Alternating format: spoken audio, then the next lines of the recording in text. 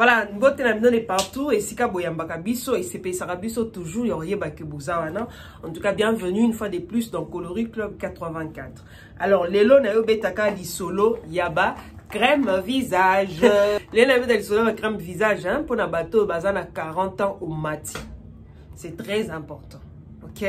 Voilà, on se retrouve tout à l'heure pour en parler juste après ça.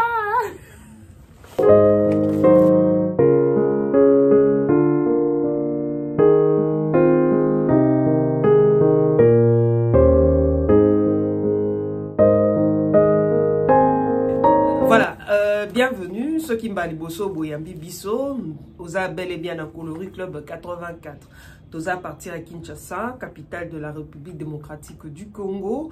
Tosa aura toujours ma vidéo na biso na lingala. Mais ça na pona bato balobaka non mais biso to comprendre makambo lo bate translate. Si koza yo moko na kende zo Google au beti. Bon, ma traduction au Google passe là même s'il y a certains mots oh ezaka vraiment te eza yango te o makamwa na oloba ye pas ça mais lukaka ko comprendre c'est très important awa to beta masolo ya cosmétique to pe sara conseil to te kaka to beta pe masolo ya suki même si ces derniers temps non ça là ma solo ya suki vraiment te mais ba suki sont au tali dès les débuts les anciennes vidéos allez fouiller vous allez trouver.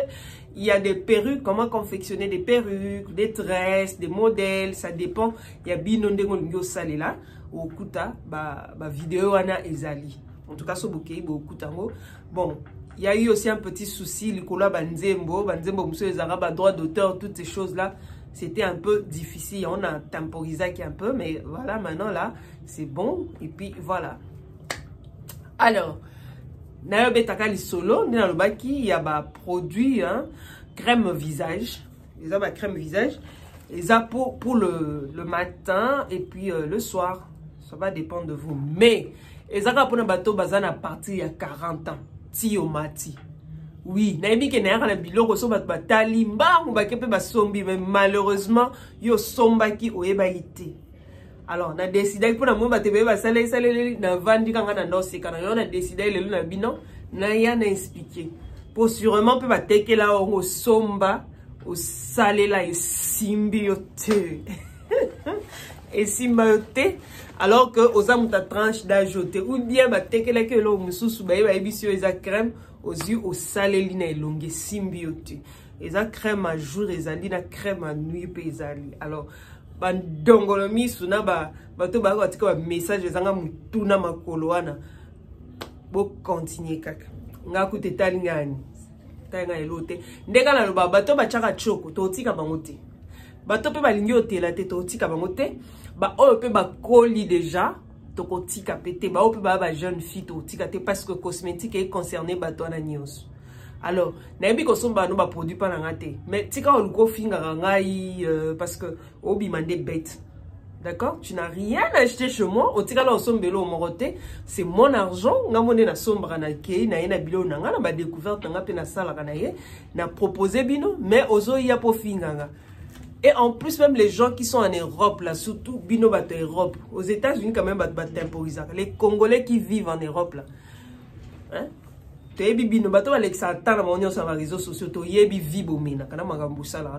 il faut m'éviter. Et vous les femmes là, les femmes ont besoin d'un rêve na vie. Hein? Bo fini na TikTok na beti bino kara bo memani boye na YouTube na kumba binote. Ngana zo continuer ga.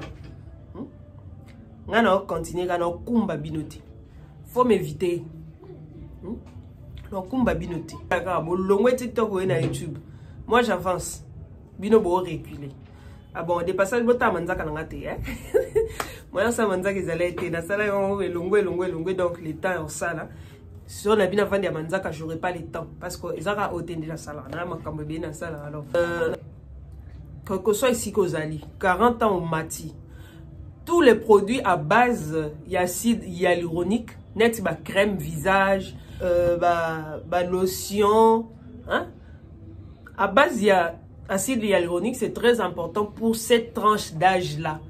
Et réagissaka bien et ça le rappelle bien parce qu'on a âge wana utilisant aussi très important.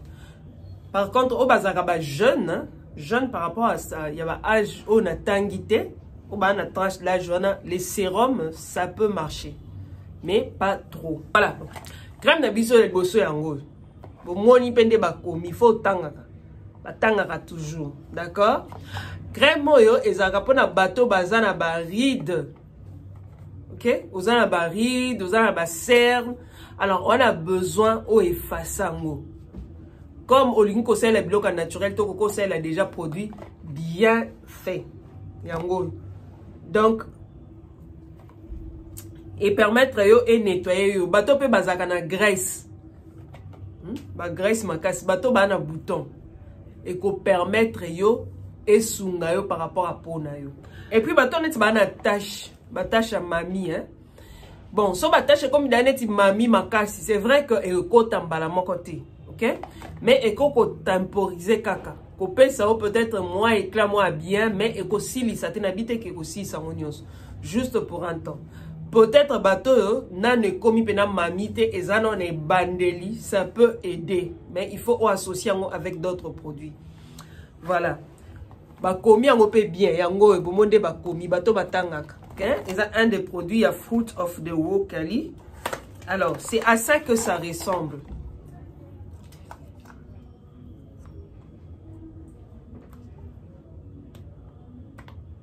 Voilà. Mon couleur nango. Et ça pembete. Ça pembete na kati. Ça sent bon, hein. Ça c'est pelaka pour na solo nango. Donc, ils ont produit mon bassin la rapé kaka na pourquoi ils ont produit au conseil la moïté. Attention à lobby qu'ils ont anti de toutes ces choses là. Ils ont été que au sale la na moï. À utiliser uniquement le soir, c'est très important. Alors, deuxième modèle na biso. Oh, sorry. Deuxième modèle na biso yango. Eza crème de nuit, night cream. Yango n'a pas bien mentionné. Night cream, eza crème de nuit. Oui, eza éclaircissante. Mais éclaircissante ndebno bokansa kana te. Bino bokansa eza décapante. Et ko décaper pour na oté et ko éclaircir ka pour na yo. Ce qu'on a besoin au thé là et changer aux couleurs à peau ou quoi associer avec d'autres produits éclaircissants tels que bah, sérum, bah, huile ou savon. Là, il faut décaper au peau. Mais ce qu'on a que PCO éclat, il y a pamba. Donc, on peut utiliser au caca, il y a pamba pende les abus. Mais à utiliser uniquement le soir. Et ça crème visage pour le soir. Pour la peau quoi? Pour la nuit. Et puis, bien non parce que ça régénérante, hein, ça régénère la peau. Voilà à quoi ça ressemble. Et ça pembete et ça chocolat à peu près jaune cassé. Voilà. Son nom qui toque. Alors, son est aux crème à bouer pour le soir, hein, et ça juste pour le soir. Crème visage. Il y a vitamine CP. Au coquille rosango, bien on a anti-âge qui est régénérante.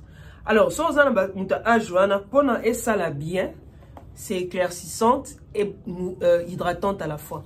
Pour ça la bien, ça les lango, Lucas sérum éclaircissant, sérum visage bien sûr, na huile visage, sérum éclaircissant, au coquille complété et puis au baki si na huile d'argan, hein, au luki sérum éclaircissant, aux yeux au baki si na huile d'argan, ça va permettre à ce que et ça la yo pour bien.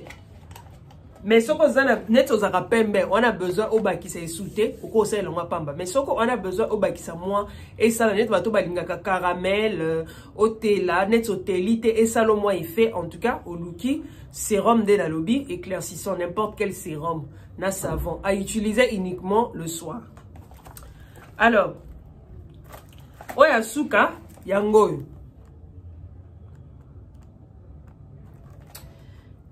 Et ça fait la crème visage. C'est pour les visages. Cette fois-ci, c'est pas la crème, mais c'est la lotion pour visage.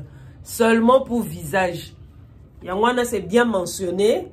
Pour yo, eza moulaï au kanzanet que tu dois mettre ça jusqu'au corps. C'est pour le visage. Pour ozaka na tembo, non, ma futa nzoto ezalakate. Ma futa elonge ezalakate. C'est pour le visage.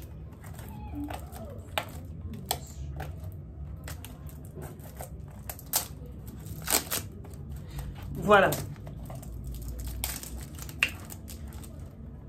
Alors, je veux vous montrer à quoi ça ressemble. Ok. Voilà.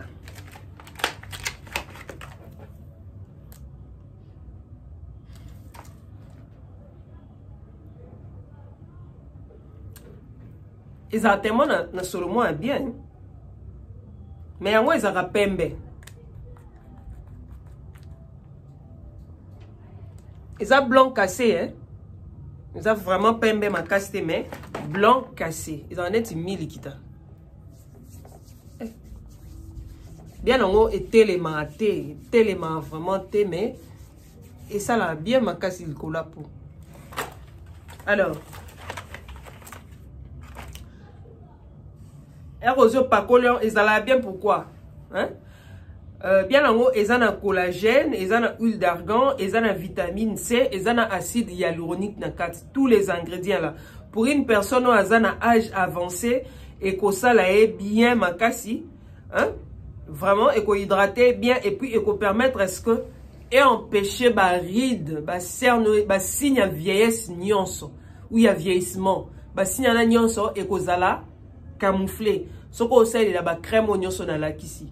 Donc ça dépend, il y a des lingi. Ce qu'on lingi juste pour hydrater la peau pendant la journée, voilà la lotion à utiliser. Juste pour hydrater la peau pendant la journée. Alors le soir, si tu veux que ebakisela yo moins éclat, on peut recourir à des produits éclaircissants. Je ne cesserai de le dire. Donc des produits éclaircissants na yo au cas où parmi ba sérum ou bien huile au bakisi bokona savon éclaircissant. Parce que ça, déjà, c'est pour hydrater la peau. Alors, nyon sonde ezana isibino ezaka rapona bateau yo bazana âge avancé. Soko zana 40 ans te ko salela na ote parce que eko bebisa yo. Eko pesa tente kuto ozala nango menon te et puis eko réagir te. Donc les on dirait au cheka mai oyo misopeli. C'est très important. Alors, bateau pi bazana âge wana soko bi o appliquer ngo pamba et koyindisa yo parce qu'on a précisé qu'elles sont hydratantes. Même les autres anti-rides, ce ne sont pas des crèmes éclaircissantes. Sauf peut-être il y a noir, il y a boutou, il y a night cream night, il y a eza éclaircissantes mais éclaircissantes na ndenge yo kanisa wana te. Ezate ke opakolango okomi na teinte night nga non. Soit soko ngo comme na teinte aboye ozu obakisi yango na sérum na moko eza éclaircissant pour permettre yo aux anamoi éclairage. Pour que le bangate que lobby au yindaki parce que pas coller ma futa. Oui. Na bibino déjà, OK? Voilà. Mouton pe na lobby, mouton net azana tampon ako pas coller na parce qu'il y a pas d'inconvénient. Net oil. Ako pas coller, c'est anti-âge et puis régénérante. Tu peux appliquer pendant la journée, il n'y a pas d'inconvénient. OK? Voilà. Pour na lelo to suki na melina pema. Pour na lelo to suki a bobo sanate ko s'abonner, ko partager, na ko liker. Venez, ceux qui ne sont pas sur TikTok, venez vous abonner. Na Facebook, Instagram, vous venez vous abonner. Voilà. OK? À bientôt. À bientôt.